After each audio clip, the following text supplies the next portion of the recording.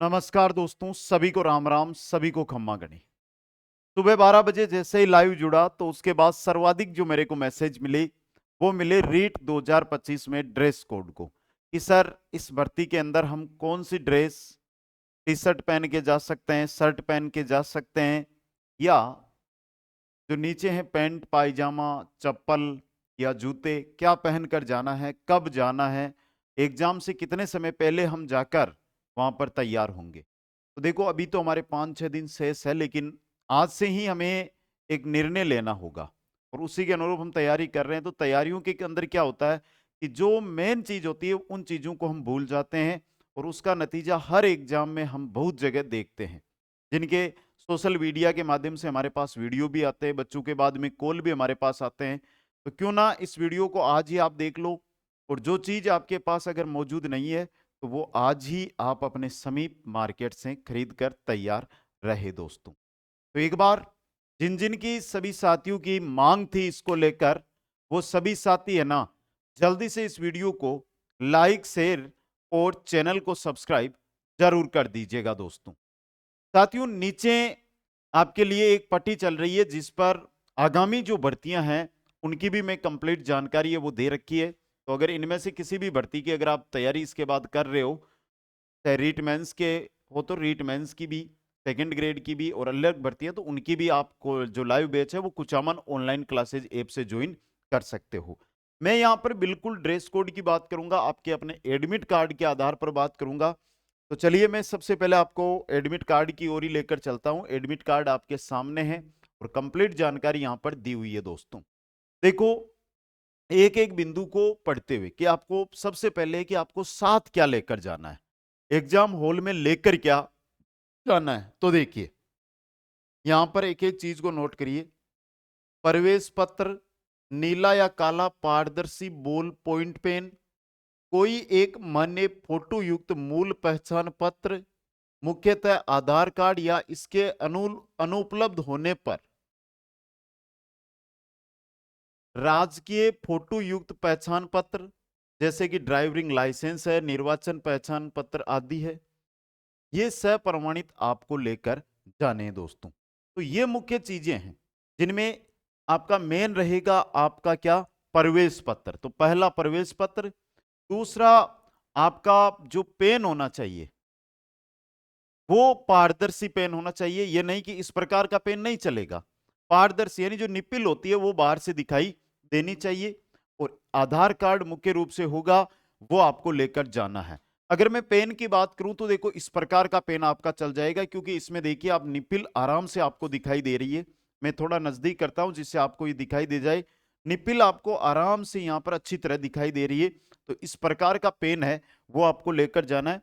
क्योंकि बहुत सारे बच्चे क्या होते हैं कि पेन ले जाते हैं, लेकिन जब एग्जाम हॉल में पेपर देने बैठते हैं तो उनकी दिक्कत आती है। वो पेन जो परीक्षक होता है वो ले लेता है उनसे और फिर साइड के बच्चों से हेल्प लेनी पड़ती है। तो ऐसी चीज हमें नहीं करनी है। हमें एक भी प्रतिशत ऐसा अपने दिमाग पर हावी नहीं होना चाहिए, क्योंकि अगर एग्जाम हॉल में घुसे और आपके साथ यही घटना होगी तो आपका दिमाग है ना वो थोड़ा सा अदर साइड चला जाता है। तो ऐसा हमें करने से बचना है दोस्तों। आगे देखिए अब आती है आपकी ड्रेस कोड की बात। ड्रेस कोड से पहले देखिए आपके पास न तो मोबाइल होना चाहिए, न ही कैलकुलेटर होना चाहिए, न ही ब्लूटूथ होना चाहिए, या इलेक्ट्रॉनिक उपकरण घड़ी हो या किसी भी प्रकार का कोई आभूषण हो, पर्स हो, हैंडबैग हो, डायरी हो, ये कोई भी चीज आपको नहीं लेकर आनी है। हम देखते हैं बार बार उदाहरण कि जो मेरी साथी बहिनें हैं वो क्या करती है, कानों के अंदर नाक के अंदर कुछ ना कुछ आभूषण पहन के चली जाती है या बालू के अंदर कुछ लगा के चली जाती है और वहां पर उनको उतराया जाता है। तो ये चीजें आपको पहले ही सावचेत रहनी है। अगर आपको बाल की जो बहनें हैं उनके बाल लंबे रहते हैं तो बालू को बांधना रहता है, तो आप जो प्लास्टिक का रबर आता है वो यूज कीजिएगा, आपको कोई नहीं रोकेगा। समझ गई? तो सभी बहनें इस चीज को जरूर ध्यान दे दोस्तों। आगे देखिए अगर आप एसी लाते तो आपकी ही जिम्मेदारी होगी। मान लीजिए कि आप ब्लूटूथ लेकर गए या मोबाइल लेकर गए, तो आपके अपनी जिम्मेदारी से ही आपको बाहर रखना होता है। आप अंदर तो ले जा नहीं सकते हो, तो वो उन पर आपकी जिम्मेदारी रहेगी दोस्तों। अगले मैं बात करता हूं आपको परीक्षा सेंटर पहुंचना कब है। तो देखिएगा परीक्षार्थी को परीक्षा समय से 1 घंटा पूर्व केंद्र में प्रवेश करना अनिवार्य है। परीक्षार्थी को प्रातः पारी 9 बजे तथा अपराह्न पारी 2 बजे के पश्चात परीक्षा केंद्र में प्रवेश आज्ञा नहीं दी जाएगी। देखिए यहां पर एक बात कीजिएगा, मैं आपसे एक बात करना चाहता हूं कि आपका समय है, देखो ये सेकंड पारी है, 3 बजे से 5:30 बजे, 27 तारीख का 3 बजे से 5:30 बजे के बीच एग्जाम होना है। जिस भी ये साथी का एडमिट कार्ड है उसका, मैथमेटिक्स से है ये बेसिक, तो यहां पर नोट करनी है कि अगर आप 3 बजे हैं तो आपको 2 बजे तक ही आप एग्जाम या परीक्षा केंद्र में प्रवेश कर सकते हो। 2 बजने के बाद आपको परीक्षा केंद्र में प्रवेश नहीं दिया जाएगा। तो आपको करना क्या है कि भाई सुबह की पारी 10 बजे से है, दोपहर की पारी 3 बजे से है, तो एक मुख्य बिंदु जिनकी भी सुबह एग्जाम है वो भाई 9 बजे के बाद तो आप वैसे ही प्रवेश नहीं कर पाओगे, तो आप ऐसा करें कि कम से कम 7 बजे तक एग्जाम या परीक्षा केंद्र है आपका, वहां पर पहुंच जाइए। कम से कम 10 बजे से तो 3 घंटे पहले पहुंच जाइए। वहां पर आपको बाहर की तरफ नाश्ते पानी की सब सुविधा मिलती है।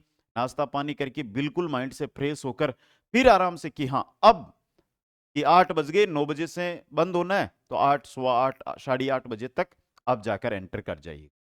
और ऐसा ही 3 घंटे पहले यानी 3 बजे से तो 12 बजे आपको जो एग्जाम सेंटर है वहां पर पहुंच जाना है।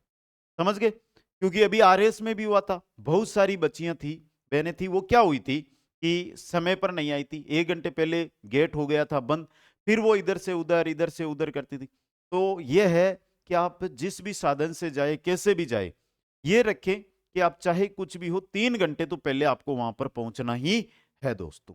ओके, अब देखो आगे जो यहां पर बात की जा रही है वो की जा रही है कि आपको परीक्षा समाप्ति से पहले कक्ष नहीं छोड़ा जाएगा, और जब आपका सभी का एग्जाम यानी कि 2.5 घंटे का ये पेपर हो जाएगा 5:30 बजे, 5:30 बजे सभी को एक साथ छोड़ दिया जाएगा दोस्तों।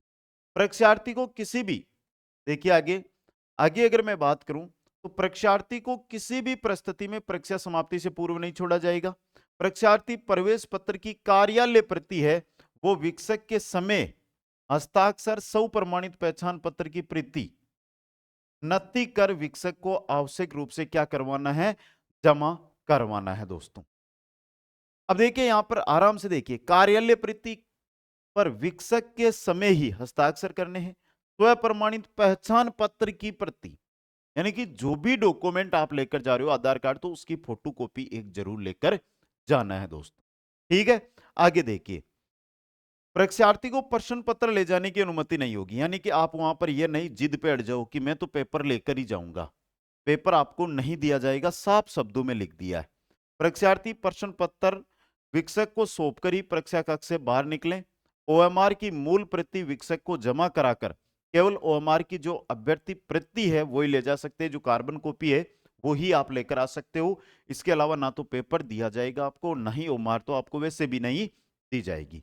अब आती है ड्रेस कोड की, जो बिंदु नंबर 8 है इस पर थोड़ा फोकस करना। बिंदु नंबर 8 आपके लिए क्या रहेगा, इंपॉर्टेंट रहेगा। बिंदु नंबर 8 से आपको क्या मिलने वाला है, विकसक के बंदर में बात करूं तो देखिएगा यहां से थोड़ा सा मैं कलर थोड़ा सा अलग करता हूं जिससे आपको दिखाई दे जाए। तो देखिए परीक्षार्थियों को shirt, T shirt, kurta, kurti, बिना जेब वाली गर्म जर्सी या स्वेटर जिसमें बड़े बटन नहीं लगे हो आदि एवं पैरों में पतले सोल की चप्पल या सैंडल पहनना अनुमत होगा। वेशभूषा में भी किसी भी प्रकार के मेटल से बने चेन, बटन आदि का उपयोग अनुमत नहीं होगा। तो पहली बात देखो, आपको वो चीज पहन के जाना ही नहीं है, आप नॉर्मल शर्ट, और सबसे बड़ी चीज बताऊं तो आप सभी साथी जो जो मेरी बहनें हैं अगर वो टी शर्ट पहनती है तो टी शर्ट, और जो भी मेरे भाई है वो तो सभी टी शर्ट पहनते हैं, आप तो आप ज्यादा से ज्यादा टी शर्ट पहन के जाए, नीचे जो पायजामा आता है वो पहन के जाए, ना किसी भी प्रकार के उसमें बटन लगे होने चाहिए, यानी मेटल तो कहीं पर प्रयोग होना ही नहीं चाहिए। सादा टी शर्ट, सादा पाजामा पहन के जाए। बहुत सारी बहनें वो क्या है कि टी शर्ट पाजामा नहीं पहनते हैं, तो जो हमारा इतनी सी बहू का सलवार सूट आपका होता है वो आप पहन कर जा सकती हो, उसमें कोई रोक टोक नहीं है, आप आराम से वहां पर प्रवेश कर सकती हो। ध्यान रखना कि फुल बाजू का शर्ट पहनने से आपको पूरा का पूरा बचना है, इसके पास ही आपको नहीं जाना है दोस्त। समझ गए यहां पर? आगे देखिए, परीक्षार्थी को अनुचित साधन का उपयोग करते पाए जाने पर कार्यवाही की जाएगी, जो तो होती है दोस्तों। और सबसे इंपॉर्टेंट चीज देखिए, प्रश्न पत्र हल करने के उपरांत अभ्यर्थी अनिवार्य रूप से ओमार शीट जांच ले कि समस्त प्रश्नों के विकल्प गोला भर दिया। इसके लिए निर्धारित समय से 10 मिनट का अतिरिक्त समय दिया गया है। और यह 10 मिनट का समय दिया गया है पांचवा ऑप्शन कि कितने क्वेश्चन। तो पहली बात यहां से कि आपको सबसे पहले एक बार जो 150 क्वेश्चन है उनमें से जो क्वेश्चन आ रहे हैं वही सबसे पहले अटेंड करने। कि भाई आपको कितने क्वेश्चन किया आपने, 100 क्वेश्चन तो आपको आ रहे थे, आपने कर लिए, 50 क्वेश्चन बच गए और आपके पास अभी 1 घंटा का समय बचा हुआ है। तो आप क्या कर सकते हो कि वापस उन क्वेश्चनों को देखो, जो जो उनमें से आए वो कर लिए कि सर 10 हो गए, 110, 40 बच गए। तो 40 के अंदर आपको ए बी सी डी में से तुक्का मार देना है, क्योंकि यहां पर नेगेटिव मार्किंग नहीं है। एक चीज कि आपको कोई भी एक भी क्वेश्चन ऐसा नहीं होना चाहिए जिसमें आप एक भी गोला ना भरो। पांचवा गोला आपको भरना नहीं है, आपको 1 2 3 4 में से 4 ही गोले भरने हैं, क्वेश्चन छोड़ने की आपको जरूरत नहीं है। नेगेटिव मार्किंग यहां पर है नहीं। नेगेटिव मार्किंग किस स्थिति में होगी वो मैं आगे बताऊंगा इसी वीडियो में कि नेगेटिव मार्किंग कहां पर आपके लागू हो सकती है और उसकी यहां पर आपको जरूरत पड़ेगी नहीं दोस्तों। तो ये मुख्य रूप से ड्रेस कोड है और मैंने सीधा सा बता दिया है, टी शर्ट पायजामा सभी साथियों को पहनना है। जूतों को ये सोचो कि घर पे ही रख के जाना, जब निकलो ना यहां से तो आप कि भाई सर्दी अगर लग रही हो, सर्दी का मौसम है, कम हो गई है बेसिक सर्दी, तो आप जुराब पहन लेना और उसके साथ सैंडल पहन लेना। जुराब आप वहां पे उतार सकते हो और सैंडल में आपका काम है वो चल जाएगा दोस्तों। समझ गए? तो ज्यादा से ज्यादा स्लीपर चप्पल आती है जो पतली वाली, वो स्लीपर चप्पल घर पे हो, अरे भाई पुरानी घसी पिटी जो भी मिले वो पहन के चले जाना।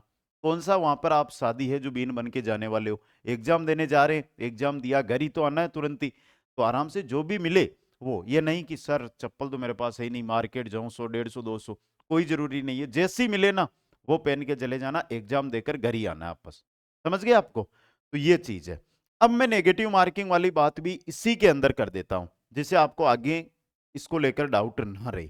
नेगेटिव मार्किंग का जो मुख्य बिंदु है नकारात्मक अंकन का, उसको समझ लीजिएगा रीट के अंदर क्या नेगेटिव मार्किंग है, क्योंकि अभी भी आपके डाउट है।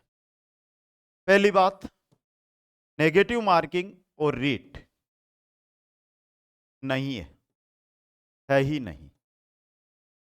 पहली बिंदु यहां से समझ गए।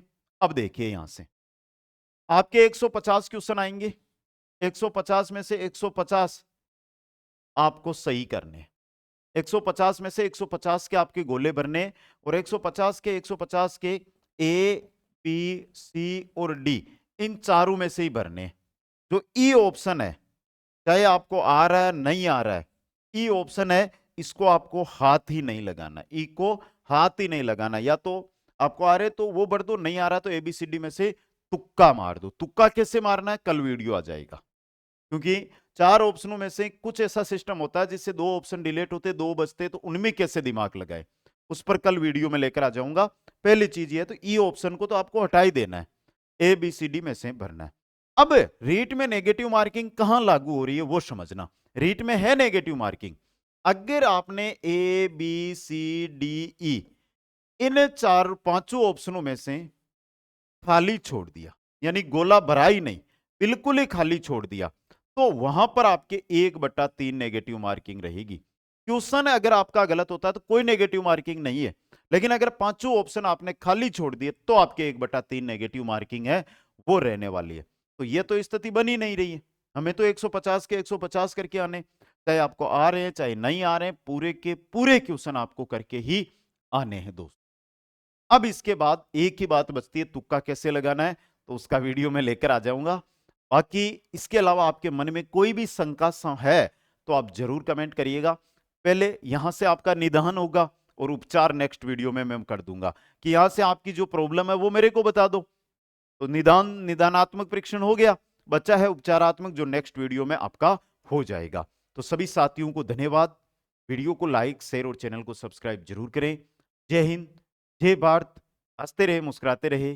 और एक बेहतर तैयारी करके इस पेपर में झंडे गाड़ दे। जय हिंद, जय भारत।